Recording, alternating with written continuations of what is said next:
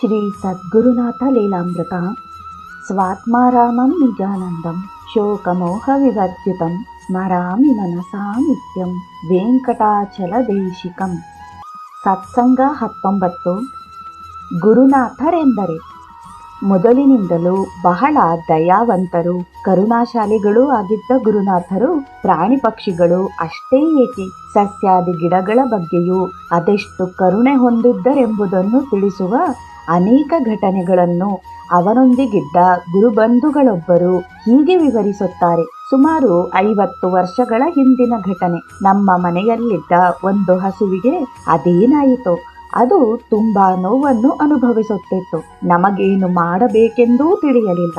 ಮನೆಯಲ್ಲೂ ಹಿರಿಯರು ಯಾರೂ ಆ ದಿನ ಇರಲಿಲ್ಲ ಅದಕ್ಕೇನಾದರೂ ಚಿಕಿತ್ಸೆ ಮಾಡಿಸಲು. ನಾವು ಗುರುನಾಥರ ಬಳಿ ಗಾಬರಿಯಿಂದ ಓಡಿ ಇದನ್ನು ತಿಳಿಸಿದೆವು. ಅವರು ನಮಗೆ ಧೈರ್ಯ ನೀಡುತ್ತಾ, ಬರುತ್ತೇನೆ, ಏನೂ ಆಗಲ್ಲಯ್ಯ, ಬಾ ನೋಡೋಣ ಎಂದರು. ಒಂದಷ್ಟು ನೀರು ಕೊಡಿ ಎಂದರು.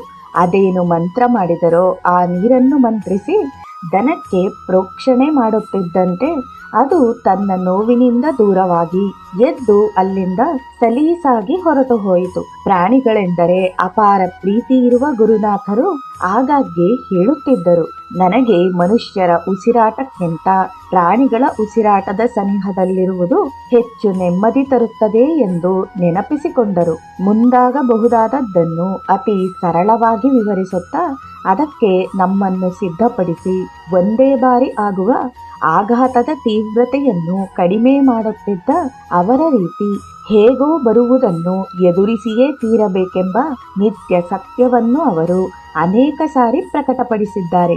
ನಮ್ಮ ಮನೆಗೆ ಸಾಮಾನ್ಯವಾಗಿ ಬರುತ್ತಿದ್ದ ಅವರು ಒಂದು ದಿನ ಸಹಜವಾಗಿ ಎಂಬಂತೆ ನಮ್ಮ ತಾಯಿಯನ್ನು ಕುರಿತು, ಇನ್ನೇನು ಆಯ್ತಲ್ಲ, ಹತ್ತಿರ ಬರುತ್ತಿದೆಯಯ್ಯ ಕಾಲ, ಹೀಗೆ ಸೂಚ್ಯವಾಗಿ ಹೇಳಿದರು. ಕೆಲ ದಿನಗಳಲ್ಲೇ ನಮ್ಮ ತಾಯಿ ಇಹಲೀಲೆಯನ್ನು ಪರಿಸಮಾಪ್ತಿಗೊಳಿಸಿದ್ದರು. ಸುಮಾರು 1988ರಲ್ಲಿ ಈ ಘಟನೆ ನಡೆದದ್ದಿರಬೇಕು. ಎಲ್ಲ ಬಲ್ಲ ಸರ್ವಜ್ಞರಿಗೆ ಅವಿತು ಕುಳಿತು ಧುತ್ತೆಂದು ಬಂದೆರಗುವ ಮೃತ್ಯುವಿನ ಆಗಮನ ತಿಳಿಯದಿರುತ್ತದೆಯೇ? ಎಲ್ಲ ಅರಿತಿದ್ದರೂ ಅವರಾಡುತ್ತಿದ್ದುದು ಬಹು ಕಡಿಮೆಯೇ. ಸರಳ ವಿವಾಹದ ಹರಿಕಾರರು. ಗುರುನಾಥರು ನಾನು ಕಂಡಂತೆ ಅನೇಕ ವಿವಾಹಗಳನ್ನು ಮಾಡಿಸಿದ್ದಾರೆ.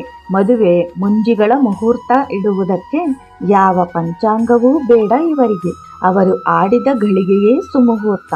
ಅವರಿಟ್ಟ ಸಮಯಕ್ಕೆ ಗುರುಬಲ ಅದಾಗಿ ಕೂಡಿ ಬರುತ್ತಿತ್ತು.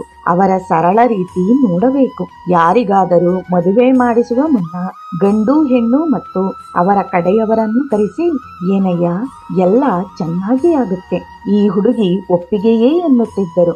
ಅಂತೆಯೇ ಹುಡುಗಿ ಕಡೆಯವರಿಗೆ, ನೋಡಯ್ಯ, ಅವನು ದುಡಿಯುವುದಿಷ್ಟೇ, ಏನೇನೋ ಇದೆ ಅಂತ ಭಾವಿಸಬೇಡ, ಆದರೆ ಲಗ್ನವಾದರೆ ಸುಖವಾಗಿರ್ತಾರೆ ಎನ್ನುತ್ತಿದ್ದರು. ಮದುವೆಗೆ ಮುಹೂರ್ತವು ಅಲ್ಲೇ ಆ ಕೂಡಲೇ ಹೇಳಿಬಿಡುತ್ತಿದ್ದರು. 1-2 ದಿವಸದಲ್ಲಿ ಅತ್ಯಂತ ಸರಳ ವಿವಾಹ.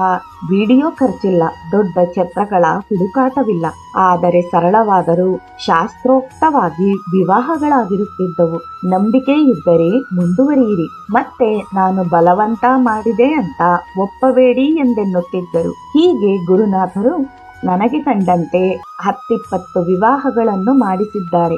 ಅವರೆಲ್ಲ ಸುಖವಾಗಿದ್ದಾರೆ. ಮದುವೆ ಎಂಬ ದುಬಾರಿಯಿಂದ ತಮ್ಮ ಭಕ್ತರನ್ನು ಬಚಾವು ಮಾಡುವುದರ ಜೊತೆಗೆ ಎಂದು ಆಡಂಬರ ತೋರಿಕೆಯ ಪ್ರಕ್ರಿಯೆಗೆ ಬೆಲೆ ಕೊಡದ ಅವರು 2 ಮನೆಗಳವರನ್ನು ಈ ರೀತಿ ಮದುವೆ ಎಂಬ 3 ಅಕ್ಷರದಲ್ಲಿ ಒಂದುಗೂಡಿಸುತ್ತಿದ್ದರೇನೋ ಎನ್ನುತ್ತಾರೆ ಆ ಗುರುಬಂಧುಗಳು. ಗುರುವಿನ ಕುರಿತಾಗಿ ಗುರುನಾಥರ ವಿಚಾರಗಳನ್ನು ತಿಳಿಯಲು ಬೆಂಗಳೂರಿಗೆ ಗುರುಬಂಧು ಒಬ್ಬರ ಬಳಿ ಹೋದಾಗ ಈ ಗುರುಬಂಧುಗಳು ನನಗಷ್ಟೇನೂ ತಿಳಿದಿಲ್ಲ ಎನ್ನುತ್ತಾ ಸತ್ಸಂಗಕ್ಕೆ ಕುಳಿತಾಗ ಗುರುನಾಥರೇ ನುಡಿಸಿದ ಜ್ಞಾಪಕಕ್ಕೆ ತರಿಸಿದ ವಿಚಾರಗಳನ್ನು ಮುಂದಿಟ್ಟಿದ್ದು ಹೀಗೆ. ಜಗದ್ಗುರು ಪೀಠದ ಬಗ್ಗೆ ಆಸೀಮ ಭಕ್ತಿ ಭಾವವಿದ್ದ ಗುರುನಾಥರು ಯಾರು ಏನು ಕಷ್ಟ ಅಂತ ಬಂದರೂ ಜಗದ್ಗುರುಗಳ ದರ್ಶನ ಮಾಡಿ ಬನ್ನಿ ಎನ್ನುತ್ತಿದ್ದರು. ಅದರಲ್ಲೂ ಚಂದ್ರಶೇಖರ ಭಾರತಿಗಳ ಬಗ್ಗೆ ಅವರಿಗೆ ಅದೆಂತಹ ಭಕ್ತಿ, ಪ್ರೇಮ, ಭರವಸೆಗಳಿತ್ತೆಂದರೆ ಅನೇಕ ಸಾರಿ ಏನೂ ಆಗುವುದಿಲ್ಲವೇನಯ್ಯ ನಿನ್ನ ಕೈಯಲ್ಲಿ, ಕಡೆ ಪಕ್ಷ ಚಂದ್ರಶೇಖರ ಭಾರತೀ ಸ್ವಾಮಿಗಳ ನಾಮವನ್ನು ಭಕ್ತಿಯಿಂದ ಬಾಯಲ್ಲಿ ಹೇಳಯ್ಯ, ನಿನ್ನ ಎಲ್ಲ ಕರ್ಮಗಳು ದೂರವಾಗುತ್ತೆ ಎನ್ನುತ್ತಿದ್ದರು. ಕೊಡುವುದರಲ್ಲಿ ಎತ್ತಿದ ಕೈಯಾದ ಇವರು ಗುರುವಿಗೆ ಗೌರವ ತೋರುವುದನ್ನು, ಗುರುನಾಥರನ್ನು ನೋಡಿ ಕಲಿಯಬೇಕು. ಒಂದು ದಿನದ ಸೇವೆ ಎಂದರೆ ಮಠದ ಗೋವು, ಮಠದ ಕುದುರೆಗಳಿಗೆ ಹುಲ್ಲಿನಿಂದ ಹಿಡಿದು ಪೂಜಾದಿಗಳಿಗೆ ಬೇಕಾದ ಹೂವು, ಹಣ್ಣು, ಕಾಯಿ, ಪಂಚಾಮೃತ, ಗುರುಭಿಕ್ಷೆಗೆ ಬೇಕಾದ ತರಕಾರಿಯಿಂದ ಹಿಡಿದು ದವಸ ಧಾನ್ಯಾದಿ ಎಲ್ಲಾ ವಸ್ತುಗಳನ್ನು ಜೋಡಿಸಿ ಗುರುವಂದನೆ ಸಲ್ಲಿಸುತ್ತಿದ್ದರು. ಎಷ್ಟು ಕೊಟ್ಟರೂ ಕೊಡುತ್ತಿರುವುದೇ ಇವರ ವಿಶೇಷ. ದುಡ್ಡಿದ್ದು ಭಕ್ತಿ ಇಲ್ಲದೆ ಸಾವಿರಾರು ರೂಪಾಯಿಗಳನ್ನು ಕೊಟ್ಟು ಪಾದಪೂಜೆ ಮಾಡಿದೆವೆಂಬ ಜನರನ್ನು ಕುರಿತು, ಪಾದಪೂಜೆ ಎಂದರೆ ನೀವು ಕೊಡುವ ದುಡ್ಡು ದಕ್ಷಿಣೆಯೂ ಅಲ್ಲ, ಪಾದುಕೆಗಳಿಗೆ ಮಾಡುವ ಪೂಜೆಯೂ ಅಲ್ಲ, ಗುರುವಿನ ಪಾದಗಳ ಪೂಜೆ ಮಾಡಬೇಕು. ಗುರುವಾಕ್ಯವನ್ನು ಜೀವನದಲ್ಲಿ ಅಳವಡಿಸಿಕೊಳ್ಳುವುದೇ ನಿಜವಾದ ಪಾದಪೂಜೆ ಎನ್ನುತ್ತಿದ್ದರು. ಸಮಯಕ್ಕೆ ಅತ್ಯಂತ ಬೆಲೆ ಕೊಡುತ್ತಿದ್ದ ಗುರುನಾಥರು ಜಗದ್ಗುರು ಪೀಠಕ್ಕೆ ಯಾವುದೇ ಸೇವೆ ಸಲ್ಲಿಸುವಾಗ, ಕಳಿಸುವಾಗ ತಮ್ಮ ಶಿಷ್ಯರನ್ನು ಎಚ್ಚರಿಸುತ್ತಿದ್ದರು.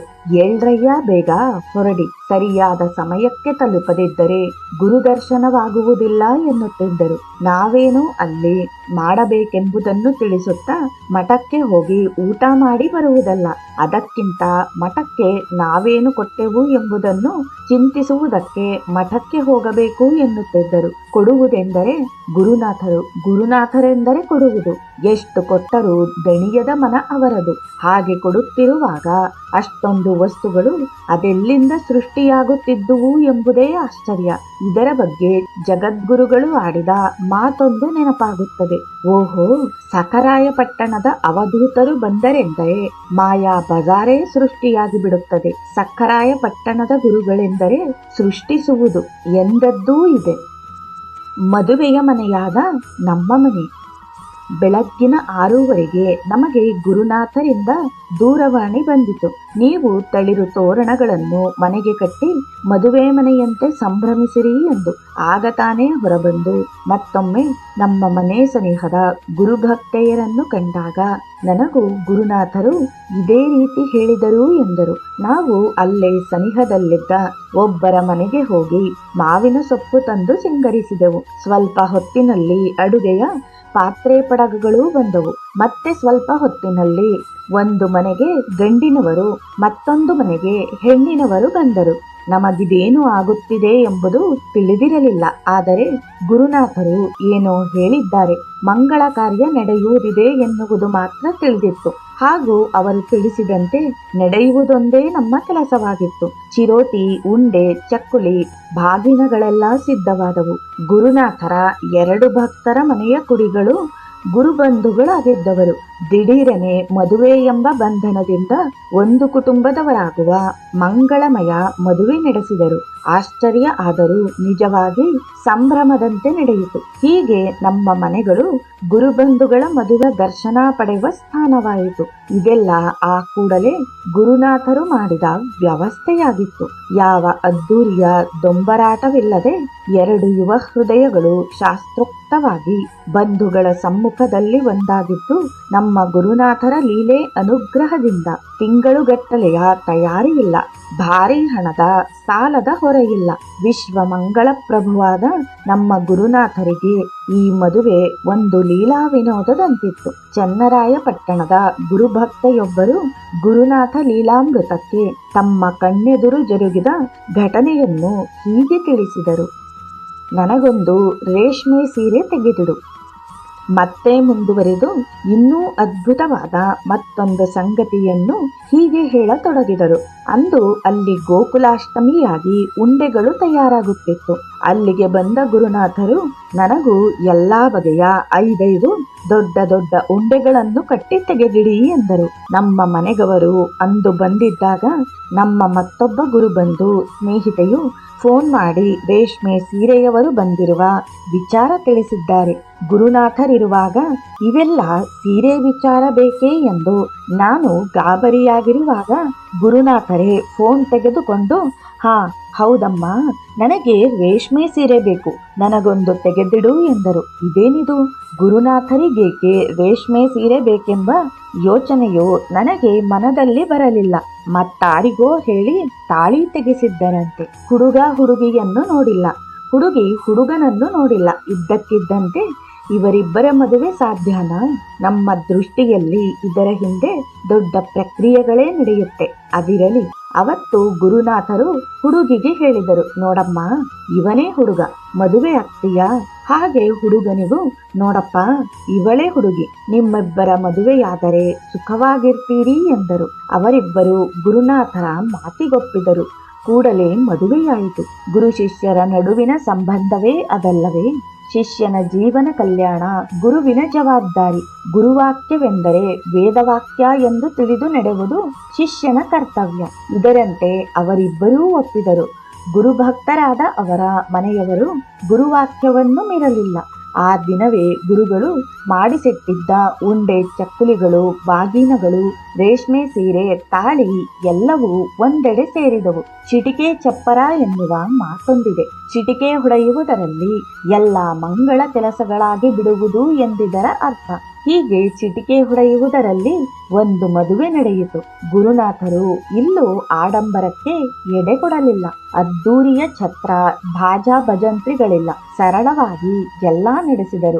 ಗುರುನಾಥರ ಚಮತ್ಕಾರವನ್ನು ನಾವೆಲ್ಲ ಕಣ್ಣಾರೆ ಕಂಡು ಸಂತಸಿಸಿದ್ದೆವು ಎಂದು ಮತ್ತೆ ಗುರುನಾಥರನ್ನು ಸ್ಮರಿಸುತ್ತಾ ಮನದಲ್ಲಿ ಇಂತಹ ಮಹಾತ್ಮನೊಂದಿಗಿದ್ದ ನಾವೇ ಧನ್ಯರೆಂಬ ಭಾವ ಅವರಲ್ಲಿ ಮೂಡಿತು. ಸರಳ ಮದುವೆಯ ಹರಿಕಾರರಾದ ಗುರುನಾಥರು ಹೀಗೆ ಅನೇಕ ಕಲ್ಯಾಣ ಕಾರ್ಯಗಳನ್ನು ನಡೆಸಿರುವುದು ಅವರ ಭಕ್ತ ಕೋಟಿಯ ಹಿತಕ್ಕಾಗಿ ಮಾತ್ರವಷ್ಟೇ. ಗುರುನಾಥರು ನಡೆಸಿದ ಕೊನೆಯ ವಿವಾಹ ಇದಾಗಿತ್ತಂತೆ. ಓಂ ನಮೋ ಭಗವತೆ ಸದ್ಗುರು ಶ್ರೀ ವೆಂಕಟಾಚಲ ಅವಧೂತ ಗುರುನಾಥಾಯ ನಮಃ.